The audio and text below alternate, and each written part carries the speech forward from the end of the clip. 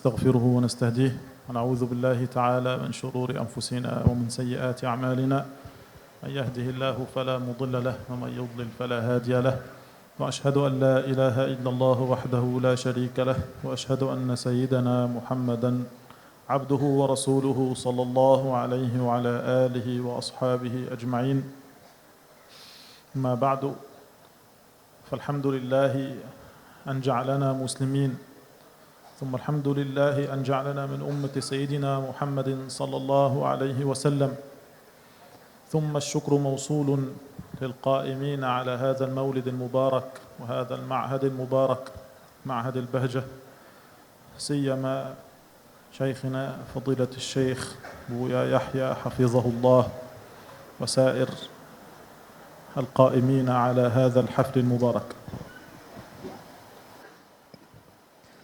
Beliau mengucap Assalamualaikum warahmatullahi wabarakatuh, kemudian memuji Allah subhanahu wa ta'ala dan menyampaikan salawat beserta salam kepada baginda agung Nabi Muhammad sallallahu alaihi wasallam. Kemudian beliau mengucapkan syukur, memuji Allah subhanahu wa ta'ala. Alhamdulillah, kita dijadikan oleh Allah subhanahu wa ta'ala sebagai orang muslim, orang yang beriman. Kemudian kita juga dijadikan oleh Allah subhanahu wa ta'ala sebagai umat Nabi Muhammad sallallahu alaihi wasallam. Ini adalah karunia yang begitu besar dari Allah subhanahu wa ta'ala. Kemudian beliau berterima kasih, kami ucapkan kepada para panitia yang menyelenggarakan acara Maulid Akbar ini. Beliau juga berterima kasih kepada Pondok Al-Bahjah, wabil khusus kepada pengasuh pendiri Pondok Pesantren Al-Bahjah, yaitu guru kita semua Buya Yahya, dan kepada seluruh para hadirin dan hadirat yang telah hadir di acara Maulid Akbar ini. Yaqulullahu tabaraka wa ta'ala, kuntum khayra ummatin ukhrijat linnas. وهذه الخيرية إنما هي لكوننا مؤمنين تابعين لسيدنا رسول الله صلى الله عليه وسلم. فلذلك حتى ينال الواحد منا خيرية هذه الأمة لا بد أولا أن يحصل الإيمان بالله عز وجل، ولا يحصل الإيمان بالله عز وجل إلا إذا أحب رسوله صلى الله عليه وسلم. فقد قال النبي صلى الله عليه وسلم: لا يؤمن أحدكم حتى أكون أحب إليه من نفسه ووالده وولده والناس أجمعين. Allah subhanahu wa ta'ala berfirman di dalam Al-Quran, kuntum khaira ummatin ukhrijat linnas. Kalian semua adalah sebaik-baik umat yang diutus kepada manusia, yang Allah subhanahu wa ta'ala mengutus di tengah-tengah kita Nabi Muhammad sallallahu alaihi wasallam. Kebaikan yang kita dapat ini sebab dua hal. Yang pertama adalah iman, dan yang kedua adalah karena kita mengikuti Nabi Muhammad sallallahu alaihi wasallam. Sehingga kita tidak bisa mendapatkan sebuah kebaikan dari ayat ini kecuali jika kita memenuhi dua hal, yaitu kita harus beriman sebagai umat Nabi Muhammad sallallahu alaihi wasallam, dan yang kedua kita harus mengikuti apa yang diajarkan oleh Nabi Muhammad sallallahu alaihi wasallam. Dan yang terakhir adalah bagaimana kita menumbuhkan rasa cinta kita kepada baginda agung Nabi Muhammad sallallahu alaihi wasallam. Dalam hadis Nabi Muhammad sallallahu alaihi wasallam bersabda, la yu'minu ahadukum hatta akuna ahabba ilaihi min walidihi wa waladihi wan nasi ajmain. Tidaklah sempurna iman salah seorang dari kalian sampai kalian mencintai dirinya, mencintai Nabi Muhammad sallallahu alaihi wasallam lebih dari kedua orang tuanya, lebih dari anak-anaknya, dan juga lebih dari dirinya sendiri. Sehingga dengan itu semua kita menjadi umat, sebaik-baik umat yang difirmankan oleh Allah subhanahu wa ta'ala dalam Al-Quran. فإن أعظم ما يتقرب به العبد إلى الله سبحانه وتعالى هو محبة نبيه صلى الله عليه وسلم، غير أن هذه المحبة عمل قلبي وأعمال القلوب لا تدخل تحت القدرة والإرادة. فأنت قد ترى إنسانا بمجرد رؤيته تحبه، وقد ترى إنسانا كذلك بمجرد رؤيته لا تحبه. فالمحبة لا إرادة للإنسان عليها، فكيف نحب رسول الله صلى الله عليه وسلم؟ نقول المحبة وإن كانت قهرية غير أن أسبابها تدخل تحت الإرادة والاختيار والكسب. فلذلك الله عز وجل يرشدنا إلى هذا في القرآن فيقول: قل إن كنتم تحبون الله فاتبعوني يحببكم الله. فمن أراد أن يحب الله عز وجل فعليه أن يتبع نبيه صلى الله عليه وسلم، ومن أراد أن يحب رسول الله صلى الله عليه وسلم فعليه أن يعظم أوامره صلى الله عليه وسلم مع تعظيم ومعرفة قدره الشريف صلى الله عليه وسلم. Di antara ibadah yang paling agung, di antara hal yang paling istimewa dan paling mulia adalah mencintai Nabi Muhammad sallallahu alaihi wasallam. Lalu apa itu cinta? Cinta itu adalah amaliyah hati kita, adalah suatu perasaan yang berada di dalam hati kita tanpa kita sadari. Mungkin saja kita bisa mencintai seseorang tanpa ada sebab, tanpa ada keinginan dari hati kita. Kita tidak bisa tiba-tiba kemudian langsung mencintai seseorang. Akan tetapi cinta tersebut bisa saja kita raih. Bagaimana cara kita mencintai Nabi Muhammad sallallahu alaihi wasallam padahal rasa cinta ini tidak ada iradah, tidak ada keinginan atau kehendak dalam hati dari diri kita sendiri. Lalu bagaimana cara kita mencintai Nabi Muhammad sallallahu alaihi wasallam? Allah Subhanahu wa taala telah mengajarkan bagaimana agar kita mendapatkan cinta dari Nabi sallallahu alaihi wasallam. Bagaimana cara kita mendapatkan cinta dari Allah Subhanahu wa taala? Yaitu adalah dengan mengikuti ajaran Nabi Muhammad sallallahu alaihi wasallam, dengan melakukan perintah-perintah yang diajarkan oleh Nabi Muhammad sallallahu alaihi wasallam, dan juga dengan mengetahui, mengenal hakikat rasa cinta kita kepada Nabi Muhammad sallallahu alaihi wasallam. النبي صلى الله عليه وسلم ما أحد يخالطه إلا يحبه، حتى ورد في بعض الروايات: من رآه بديهة هابه ومن خالطه أحبه. أما نحن فبيننا وبينه مسافات كبيرة من الزمان، فكيف نخالطه؟ نخالطه بمعرفة سيرته الكريمة، أن تقرأ في سيرة النبي صلى الله عليه وسلم، أن تسمع سيرة النبي صلى الله عليه وسلم. يحكى أن رجلا جاء إلى النبي صلى الله عليه وسلم فقال: يا رسول الله، عندي جملان قد تغلما غلمة شديدة، يعني توحشا، صار يعضان من يقترب منهما ويضربانه. فقال: ادع لي يا رسول الله. فلم يدع له رسول الله، وإنما قال: هلم بنا إلى جمليك. فذهب فوجد الصحابة يقفون عند باب المربض ولا يريدون رسول الله يدخل إلى الجمال خوفا عليه، فقالوا: يا رسول الله، إنهما تغلما غلمة شديدة وصارا كالكلب الكلب، يعني كالأسد المفترس. فدخل رسول الله صلى الله عليه وسلم عليهما فخر الجمالان ساجدين بين يدي رسول الله صلى الله عليه وسلم، فدعا بحبل وربطه على رأس الجمالين ثم جرهما وأعطاهما لصاحبهما فقال: خذهما فإنهما لا يعصيانك قط. هكذا البهائم بين يدي رسول الله صلى الله عليه وسلم، فكيف لا يكون بنو آدم كذلك يعصون رسول الله صلى الله عليه وسلم؟ فمن خالطه ما عصاه، وإنما يحبه ويطيعه. مخالطة النبي صلى الله عليه وسلم في حياته وكذلك بعد مماته بممارسة سيرته الشريفة.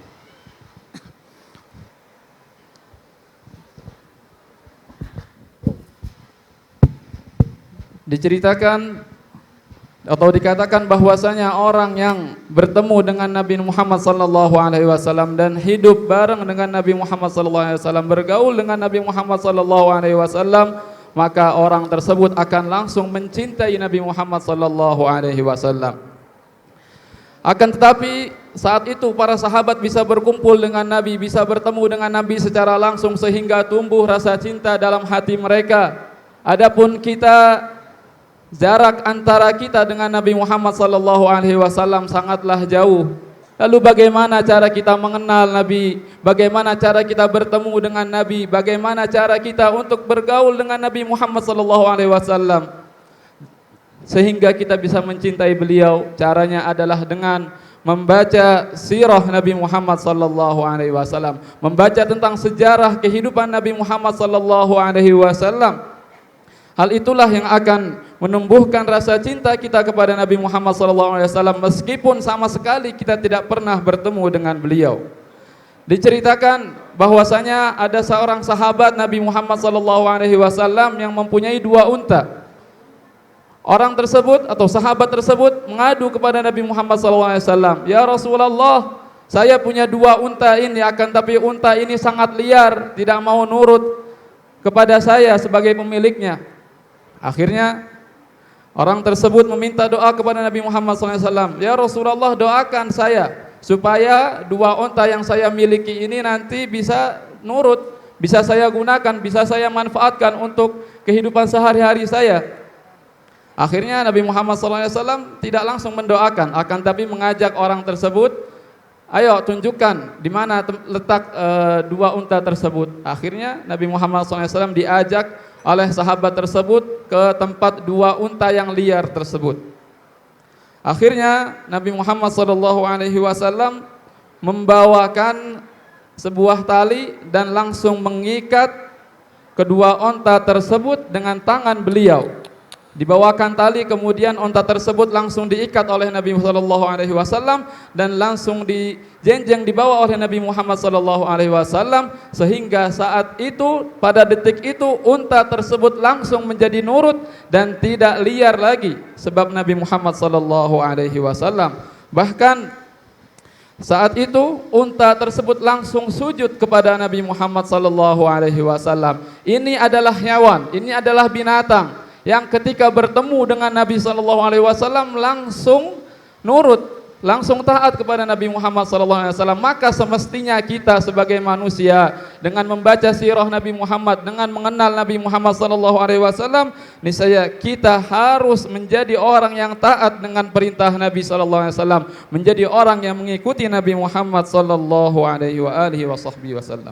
إذن محبة النبي صلى الله عليه وسلم تكون بمخالطته صلى الله عليه وسلم، وأما تعظيمه فهو على درجات أدناها اعتقاد عصمته وتنزهه عن جميع الذنوب والآثام صغيرها وكبيرها. من يعتقد أن رسول الله صلى الله عليه وسلم يجوز عليه الخطأ، يجوز عليه الإثم، فإن هذا لا يقوم بحق قدر النبي صلى الله عليه وسلم، بل يخشى على إيمانه في اليوم الآخر. يحكى أن الإمام ابن دقيق العيد من كبار أئمة المسلمين وعلمائهم أنه كان يقول: مضت 20 سنة ولم يكتب علي كاتب الشمال شيئا أستحي منه عند الله. حكي عن الإمام مكين الدين الأسمر تلميذ الشيخ أبي الحسن الشاذلي رضي الله عنه أنه يقول: مضت لي أكثر من 40 سنة ما عصيت الله قط ولا أعرف ما هي المعصية. وهكذا ورد الكثير والكثير عن الصالحين أنهم ما عصوا الله عز وجل، وإن كانت تجوز عليهم المعصية، غير أنهم ما عصوا الله عز وجل.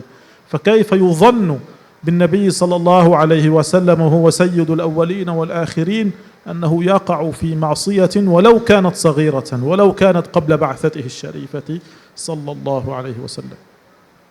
Kita telah tahu bahwasanya untuk mencintai Nabi sallallahu alaihi wasallam harus dengan bergaul dengan Nabi Muhammad sallallahu alaihi wasallam. Bagaimana cara kita bertemu dengan Nabi sallallahu alaihi wasallam? Yaitu dengan membaca sirahnya seperti yang telah dijelaskan tadi. Kemudian hal yang kedua adalah mengagungkan Nabi sallallahu alaihi wasallam. Bagaimana cara kita mengagungkan Nabi sallallahu alaihi wasallam? Ada 2. Yang pertama caranya adalah dengan meyakini bahwa Nabi sallallahu alaihi wasallam adalah makhluk yang paling mulia, yang maksum, terjaga dari dosa, Nabi SAW terjaga dari dosa yang kecil maupun dosa yang besar. Tidak mungkin Nabi SAW melakukan dosa. Kalau ada orang yang meyakini bahwa Nabi SAW bisa saja melakukan dosa, maka orang tersebut tidak ada dalam hatinya pengagungan kepada Nabi SAW. Bahkan ditakutkan imannya tersebut akan keluar dari dirinya. Bahkan ditakutkan imannya tersebut akan lepas dari dirinya karena tidak mengagungkan Nabi SAW. Imam Ibnu Daqiq Al-Aid pernah berkata bahwa saya selama 20 tahun tidak pernah bermaksiat. Begitu juga Al-Imam Makinuddin Al-Asmar, seorang alim, seorang sufi. Beliau berkata bahwa saya selama 10 tahun tidak tahu apa itu yang namanya maksiat. Imam-imam tersebut adalah wali-wali Allah Subhanahu wa taala. Wali yang dekat hubungannya dengan Nabi SAW. Tidak sama sekali selama 20 tahun, selama 10 tahun tidak kenal yang namanya dosa, tidak kenal yang namanya maksiat. Lalu bagaimana dengan Nabi SAW, makhluk paling agung? Tidak mungkin Nabi SAW itu bermaksiat. قد يقول قائل فما بال قول الله عز وجل لئن أشركت لا يحبطن عملك. هذا يدل على أن الشرك جائز في حقه. نقول حاشاه صلى الله عليه وسلم أن يكون الذنب جائزا في حقه فضلا عن الشرك. وإنما هذا خطاب عربي مشهور أنه الكلام إليك واسمعي يا جارة. يعني أنا أخاطب إنسانا وإنما أقصد بالخطاب غير المخاطب. يعني أنا أخاطب إسماعيل لكن أقصد بخطاب إسماعيل شخصا آخر. وهذا من فتوته صلى الله عليه وسلم وقوته أنه يتحمل عن أمته الخطابات الثقيلة. فلذلك خوطب هو بإحباط الأعمال حتى هو يتحمل عن أمته ما لا يتحمله غيره صلى الله عليه وسلم مصداقا لقول الله عز وجل وما أرسلناك إلا رحمة للعالمين. Jika Nabi SAW benar tidak pernah melakukan dosa atau tidak bisa melakukan dosa alias maksum, lalu bagaimana kita bisa memahami ayat Al-Quran? Allah Subhanahu wa taala berfirman, la in asyrakta la yahbatanna amaluk. Jika engkau wahai Muhammad menduakan Allah, mensyirikkan Allah Subhanahu wa taala, maka seluruh amalanmu akan runtuh, maka seluruh amalanmu akan gugur. Bagaimana cara kita memahami ayat ini? Sedangkan Nabi SAW tidak mungkin melakukan dosa kecil ataupun besar, apalagi melakukan kesyirikan. Na'udzubillah. Maka cara kita memahami ayat ini adalah Allah Subhanahu wa taala berbicara kepada Nabi SAW, akan tetapi yang dituju dengan firman dan pembicaraan tersebut adalah umatnya. Artinya Allah Subhanahu wa taala dengan ayat ini berbicara kepada umat Nabi SAW. Wahai umat Rasulullah SAW, jika engkau melakukan dosa syirik, maka seluruh amalan kalian wahai umat Rasulullah akan gugur. Bukan yang dimaksud adalah Nabi SAW, karena Nabi SAW tidak mungkin melakukan dosa, apalagi syirik. Maka akan tapi ada satu hikmah yang begitu agung. Kenapa Nabi SAW dibicarakan atau difirmankan oleh Allah Subhanahu wa taala dengan ayat ini, yaitu menunjukkan bahwa Nabi SAW itu menanggung seluruh dosa-dosa umatnya, atau Nabi SAW menanggung apa yang diberikan oleh Allah Subhanahu wa taala kepada umatnya. Artinya apa? Artinya Nabi SAW ini sangatlah agung, sehingga beliau sebagai Nabi yang diutus oleh Allah Subhanahu wa taala sebagai rahmatan lil alamin, kasih sayang bagi seluruh umat manusia, sebagaimana yang difirmankan oleh Allah Subhanahu wa taala dalam Al-Qur'an, wa ma arsalnaka illa rahmatan lil alamin. كذلك قول الله عز وجل ليغفر لك الله ما تقدم من ذنبك وما تأخر. ظن ناس أن رسول الله صلى الله عليه وسلم وقع في الذنب وقد غفر له، ونقول أيضا حاشاه صلى الله عليه وسلم. وإنما هذا خطاب لرسول الله والمقصود به أمته كذلك. فإنه لما عظم قدر أمة نبينا صلى الله عليه وسلم في قلبه حتى صار صلى الله عليه وسلم يذهل عن نفسه منشغلا بأمته، حتى إنه لما كانت له دعوة مدخرة عند الله عز وجل جعلها لأمته ولم يدع لنفسه صلى الله عليه وسلم. فلما عظمت قدر أمة النبي في قلب النبي صار ما يسوءها يسيئه صلى الله عليه وسلم، وما يحسن إليها يحسن إليه، فلذلك خوطب الخطاب له والمقصود أمته صلى الله عليه وسلم. فقل ليغفر لك الله ما تقدم من ذنبك، أي من ذنوب أمتك، وما تأخر، وهذا حاصل بشفاعته صلى الله عليه وسلم. نعم. Jika Nabi Shallallahu Alaihi Wasallam adalah maksum, terjaga dari dosa, lalu bagaimana cara kita memahami ayat yang lain? Ayat yang kedua adalah liyaghfira lakallahu ma taqaddama min dzambik, agar Allah Subhanahu wa taala mengampuni dosa-dosamu wahai Muhammad yang telah lalu dan yang akan datang. Bagaimana cara kita memahami ayat ini?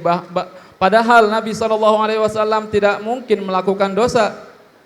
Maka caranya sama seperti kita memahami ayat yang pertama tadi, yaitu adalah khitab atau firman Allah Subhanahu wa taala ini ditujukan kepada umatnya, diarahkan kepada umat Nabi Shallallahu alaihi wasallam, yaitu apa? Bahwasanya Allah Subhanahu wa taala akan mengampuni dosa-dosa kalian wahai umat Nabi Shallallahu alaihi wasallam. Akan tapi ada hikmah di balik ayat ini. Kenapa Allah Subhanahu wa taala berbicara dengan Nabi sallallahu alaihi wasallam akan tapi yang dituju umatnya? Yaitu adalah bahwasanya Nabi sallallahu alaihi wasallam manakala umatnya melakukan dosa, maka Rasulullah SAW akan merasakan dosa yang dilakukan umatnya tersebut. Jika ada umat Nabi sallallahu alaihi wasallam yang melakukan suatu kebaikan, maka kebaikan tersebut akan dirasakan juga oleh Nabi sallallahu alaihi wasallam. Sehingga ketika Allah memfirmankan ayat ini kepada Nabi sallallahu alaihi wasallam, itu dituju kepada umatnya karena Nabi sallallahu alaihi wasallam dan umatnya saling merasakan satu sama lainnya. Maka cara kita untuk mendapatkan maghfirah atau ampunan dari Allah Subhanahu wa taala dalam ayat ini yaitu adalah dengan syafaat Nabi sallallahu alaihi wasallam. Nabi sallallahu alaihi wasallam sangat sayang kepada umatnya. Beliau mempunyai doa-doa yang akan Allah kabulkan, akan tetapi doa-doa tersebut disimpan oleh Nabi sallallahu alaihi wasallam untuk mendoakan umatnya di akhirat kelak nanti. المرتبة الثانية من مراتب تعظيمه إجمالا أن تعتقد أنه صلى الله عليه وسلم قد حاز كل كمال ممكن له، ولم يبق من الكمال البشري شيئا إلا قد بلغ غايته وأقصاه. يرشدنا إلى هذا قول النبي صلى الله عليه وسلم: لا تطروني كما أطرت النصارى عيسى ولكن قولوا عبد الله ورسوله. يعني لا تعظموني كما عظمت النصارى عيسى. وكيف عظمت النصارى عيسى؟ بأن جعلوه إلها، ولكن قولوا عبد الله ورسوله. فكأن النبي يقول: أنا بلغت كل كمال ممكن سوى الألوهية، فلذلك قال: لا تطروني كما أطرت النصارى عيسى ولكن قولوا عبد الله. فقط هذا الذي يخالف بيني وبين إطراء النصارى لعيسى، أنهم ادعوا فيه الألوهية، وإنما أنا عبد لله سبحانه وتعالى ورسول منه إليكم. أما ما سوى ذلك من الكمالات فإنه حاصل له صلى الله عليه وسلم على جهة الكمال المطلق. Kemudian yang kedua, bagaimana cara kita untuk bisa menjadi sebaik-baik umat dengan mengagungkan Nabi sallallahu alaihi wasallam? Yang kedua caranya adalah mengagungkan Nabi sallallahu alaihi wasallam dan meyakini bahwa seluruh kebaikan, seluruh kemuliaan, seluruh kesempurnaan telah didapat oleh Nabi sallallahu alaihi wasallam, diberikan oleh Allah Subhanahu wa taala kepada Nabi Muhammad sallallahu alaihi wasallam. Kebaikan tersebut Nabi sallallahu alaihi wasallam berada pada puncaknya, pada paling tinggi kebaikan, pada paling tingginya kesempurnaan. Oleh karena itu Nabi sallallahu alaihi wasallam bersabda kepada umatnya, la tutruni kama atratin nasara. Jangan kalian mengagungkan aku secara berlebihan sebagaimana kaum Nasrani mengagungkan Nabi Isa secara berlebihan. Bagaimana mereka mengagungkan Nabi Isa secara berlebihan? Yaitu dengan meyakini bahwa Nabi Isa adalah Tuhan. Apa maksud hadis ini? Maksud hadis ini adalah Nabi SAW seolah-olah bersabda, aku ini telah mencapai puncak kesempurnaan, keindahan, segala kebaikan. Akan tetapi pun demikian, aku bukanlah Tuhan yang harus kalian sembah. Maka jangan kalian agungkan aku secara berlebihan. Cukuplah yakini bahwa aku adalah hamba Allah Subhanahu wa taala yang paling mulia. Maka inilah cara kita untuk mengagungkan Nabi sallallahu alaihi wasallam. خلاصة الكلام أن محبة النبي صلى الله عليه وسلم هي أعظم القربات، ولا تتحقق محبته إلا بخلطته، ومخالطته تكون بمطالعة سيرته الشريفة، وكذلك لا تكون محبة إلا بتعظيم، ولا تعظيم إلا باعتقاد العصمة في الأقوال والأفعال والسكنات والخطرات، مع اعتقاد أنه صلى الله عليه وسلم حاز كل كمال ممكن للبشر. نقول قولي هذا وأستغفر الله العظيم لي ولكم. Kemudian terakhir atau inti dari yang beliau sampaikan adalah kita tidak mungkin bertemu dengan Nabi SAW, bergaul, hidup bareng dengan Nabi SAW sehingga kita bisa mendapatkan rasa cinta dari beliau.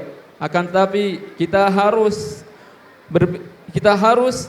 membaca tentang sirah Nabi SAW, membaca sejarah Nabi SAW sehingga cinta itu akan tumbuh. Dan juga kita wajib untuk mengagungkan Nabi SAW dengan dua cara tadi. Yang pertama adalah meyakini bahwa Nabi SAW itu adalah maksum, terjaga dari dosa baik kecil maupun besar, dan meyakini bahwa Nabi SAW telah mendapatkan atau sampai kepada puncak kebaikan, puncak keagungan yang diberikan oleh Allah Subhanahu wa taala kepada beliau. Aqulu qouli hadza wa astaghfirullahal azim. Alhamdulillah.